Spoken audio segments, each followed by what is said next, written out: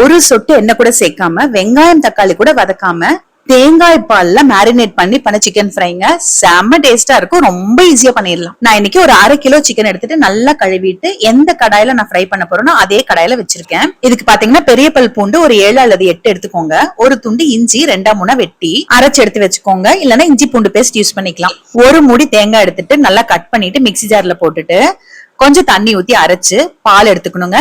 பாத்தீங்கன்னா இதுல 2 தடவை பால் எடுத்தா போதும். கொஞ்சம் பால் நல்லா கெட்டியா இருக்கிற மாதிரியே எடுத்துக்கோங்க. தேங்காயோட அளவு நீங்க வேணும்னா கொஞ்சம் கம்மி கூட பண்ணிக்கலாங்க.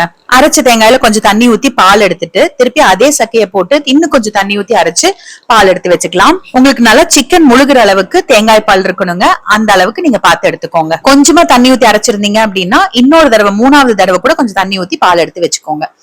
இப்ப பாத்தீங்கன்னா இப்ப நம்ம சிக்கன் எடுத்து வச்சிருக்கோம் பாருங்க. அதோட அந்த இஞ்சி பூண்டு அரைச்சதை சேர்த்திருக்கேன். 1 ஸ்பூன் மிளகாய் தூள், 1/2 ஸ்பூன் கொத்தமல்லி தூள், 1/2 ஸ்பூன் கரம் மசாலா இல்லைன்னா சிக்கன் மசாலா கூட சேர்த்திக்கோங்க. கொஞ்சம் மஞ்சத்தூள், 3/4 ஸ்பூன் அளவுக்கு கல்லுப்பு சேர்த்துட்டு நல்லா மிக்ஸ் பண்ணிக்கோங்க. இந்த மிக்ஸ் பண்ண சிக்கனோட நம்ம எடுத்து வச்சிருக்க தேங்காய் பால் முழுவதுமாவே ஊத்திருங்க. நீங்க எவ்வளவு எடுத்து வச்சிருக்கீங்களோ அவ்வளவும் ஊத்திருங்க. ஏன்னா எப்படி நம்ம திருப்பி அடுப்புல வச்சுட்டு வத்த வைக்க போறோம். நல்லா கலந்து விட்டுட்டு இது நல்லா ஊறணும். இப்படியே ஒரு 1 மணி நேரம் நல்லா ஊறட்டுங்க. 1 மணி நேரம் கழிச்சு அதை அப்படியே எடுத்துட்டு அப்படியே அடுப்புல வச்சிருங்க.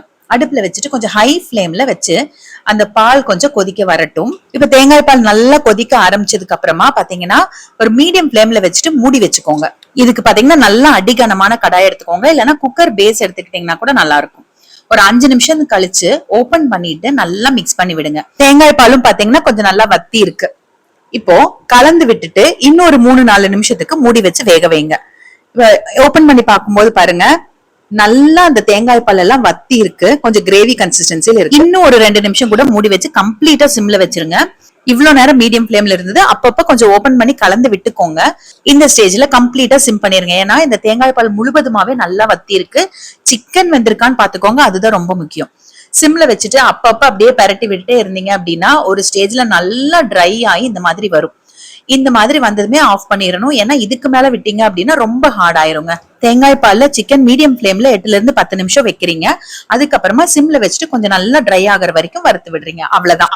அந்த தேங்காய் பால்ல இருக்கிற எண்ணெயிலேயே பாத்தீங்கன்னா நல்லா வறுபட்டுரும். கடைசியில கொஞ்சம் கொத்தமல்லி தழை தூவிட்டு சர்வ் பண்ண வேண்டியதுதாங்க. ரச சாதத்துக்கும் தயிர் சாதத்துக்கும் அல்டிமேட்டா இருக்குங்க.